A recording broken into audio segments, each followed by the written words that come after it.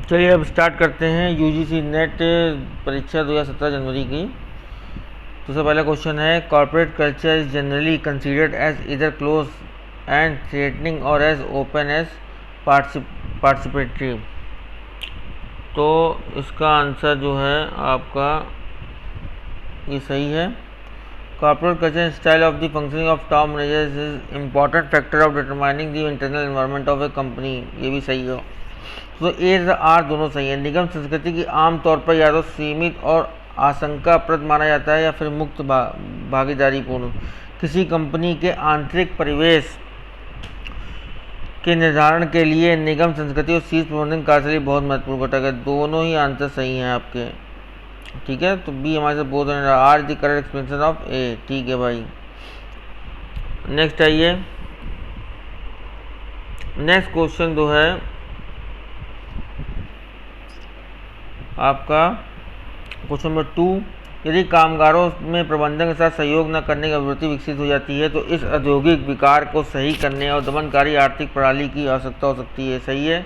शेयरधारकों, कर्मचारियों, ग्राहकों, सरकार तथा समुदायों के प्रति अपनी सामाजिक दायित्वों का निर्वाह करके कोई व्यवसाय आर्थिक विकास करता है और जनमानस पर अपनी छवि बनाता है। ये दोनों ही सही हैं आपके, दोनों ही सही हैं। अब नेक्स्ट आइए, प्लानिंग कमीशन क्वेश्चन नंबर 3 देखिए। प्लानिंग कमीशन की स्थापना कब हुई थी? प्लानिंग कमीशन की स्थापना हुई थी 1951 में, ठीक है। दूसरा जो है कंपटीशन एक्ट कब स्थापना हुई थी? कंपटीशन एक्ट की स्थापना हुई थी सन 2002 में स्थापना हुई थी इसकी, ठीक है। एड्रियन कैडबरी कमेटी की स्थापना कब हुई थी? एड्रियन कैडबरी की स्थापना हुई थी 1991 में। Rangarajan committee on disinvestment in PSE, इसकी स्थापना कब हुई थी? इसकी स्थापना हुई थी आपकी 1993 में, ठीक है। तो प्लानिंग कमीशन की स्थापना कब हुई थी? प्लानिंग कमीशन की स्थापना 1951 में हुई थी। कंपटीशन एक्ट की स्थापना 2002 में हुई थी। एड्रियन कैडबरी कमेटी की स्थापना हुई थी 1991 में। और जो है Rangarajan committee on disinvestment in PSE ये हुई थी 1993 में। ये बहुत इंपॉर्टेंट है, इसको ध्यान रखिएगा, ठीक है। नेक्स्ट आइए, उसका आंसर दिया हुआ है, तो उसका आंसर हमारे हिसाब से क्या था? आपका सी आंसर सही था। नेक्स्ट आइए, from which 5 year growth with the social justice है रिसीव एम्फेसिस, तो ये क्या है? 7वीं परियोजना के अंतर्गत आता है। सी इसका आंसर है। वहाँ पे गलत था तो वहाँ पे ये क्वेश्चन हटा दिया गया था, नंबर बच्चों को दे दिए गए थे। तो growth with the social justice है रिसीव एम्फेसिस किस पंचवर्षीय योजना से सामाजिक न्याय के साथ वृद्धि पर जोर दिया जाने लगा है? इसे कहते हैं 7वीं परियोजना। विच of the following is not the objective of the competition act 2002। Question number 5 देखिए।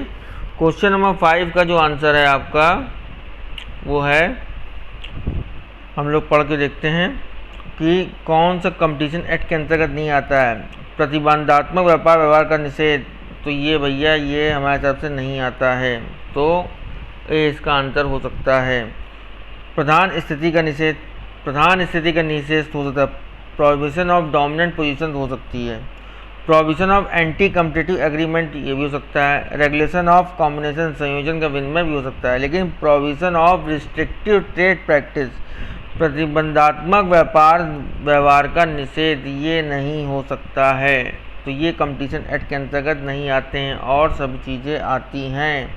प्रधान स्थिति का निवेश, प्रतिस्पर्धी रोधी करारों का निवेश और जो है संयोजन का विनियमन, ये हो सकता है आपका। नेक्स्ट आइए, consolidated financial statement are prepare on the principal,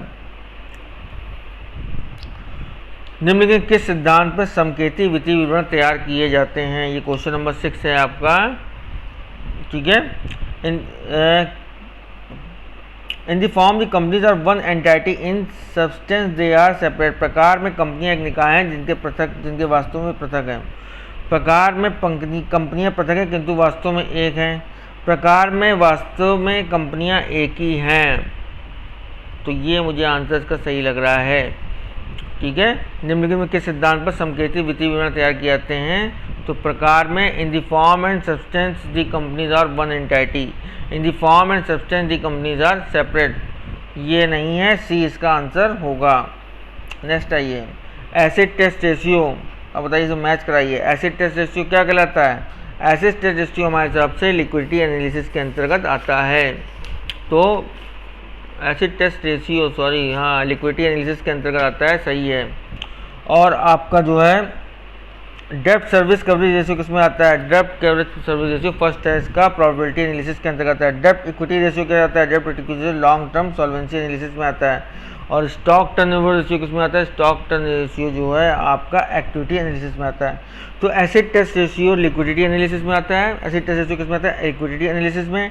depth service coverage ratio किसमें आता है? डेप्थ सर्विस कवरेज प्रोबेबिलिटी एनालिसिस में आता है। डेप्थ इक्विटी रेशियो किसमें आता है? डेप्थ इक्विटी रेशियो आता है लॉन्ग टर्म सॉल्वेंसी एनालिसिस में। और स्टॉक टर्नओवर रेशियो कितना है? प्रोबेबिलिटी एनालिसिस में। चलिए ये हो गया आपका आंसर सही। अब नेक्स्ट आइए क्वेश्चन नंबर 8 में। अब इसमें कथन सही बताने, कौन कथन सही है?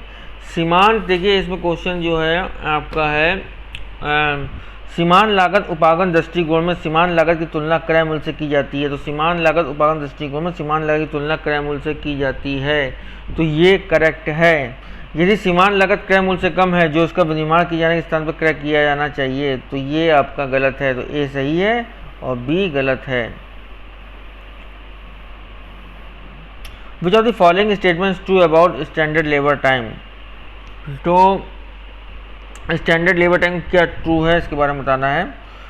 Standard labour time indicate the time in hours needed for specific process. प्रमाप सम समय किसी विशिष्ट प्रक्रिया के एक आवश्यक सम घंटों दर्शाता है, ये सही है आपका।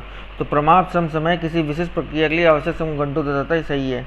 इसका विगत अनुभव के आधार पर प्रमापीकरण किया जाता है, ये गलत है। इसका विगत अनुभव का प्रमापीकरण नहीं किया जाता है। नेक्स्ट आइए, प्रमाप समय निर्धारित करने में थकान का उपकरण व्यक्तिगत करने के लिए उचित ध्यान नहीं दिया जाना चाहिए, ये गलत है। उत्पादन प्रबंधन सम समय प्रमापों के निर्माण में कोई भी आगत नहीं प्रदान करता है। तो किसी विशिष्ट प्रक्रिया के लिए आवश्यक सम घंटों दर्शाता है। प्रमाप सम समय क्या है, ध्यान रखिए, किसी विशिष्ट प्रक्रिया के लिए आवश्यक सम घंटों दर्शाता है। दूसरे शब्दों में प्रमाप सम समय का तात्पर्य सम के उन घंटों से होता है जिनमें पूर्ण निर्धारित समय में कार्य का समाप्त करने का अनुमान लगाया जाता है।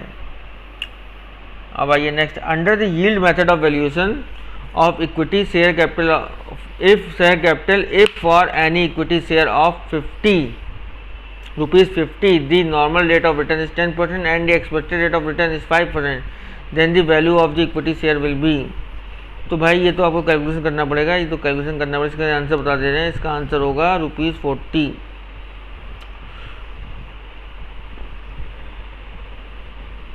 ठीक है,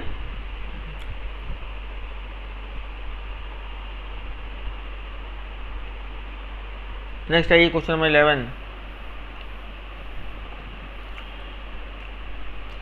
hypothesis of sale revenue maximization, ये किसने बताया था? क्वेश्चन 11 देखिए, हाइपोथेसिस ऑफ सेल्स रेवेन्यू,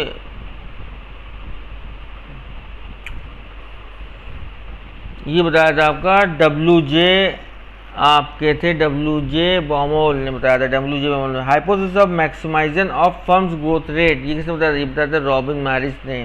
ठीक है, इसके आंसर सभी क्रम से हैं। Hypothesis of maximization of the managerial utility of function, OE Williamson ने बताया था। हाइपोथेसिस ऑफ सेटिस्फाइंग बिहेवियर, ये बताया था आपका सायरेट एंड मार्च ने। तो hypothesis of sales revenue maximization से कहते हैं विक्रय राजस्व महत्वीकरण की परिकल्पना, ये बताई WJ बेमोल ने। दूसरा है आपका hypothesis of maximization of firms growth rate, प्रतिष्ठान में वृद्धि की दर की महत्वीकरण की परिकल्पना, ये बताई थी रॉबिन मॉरिस ने।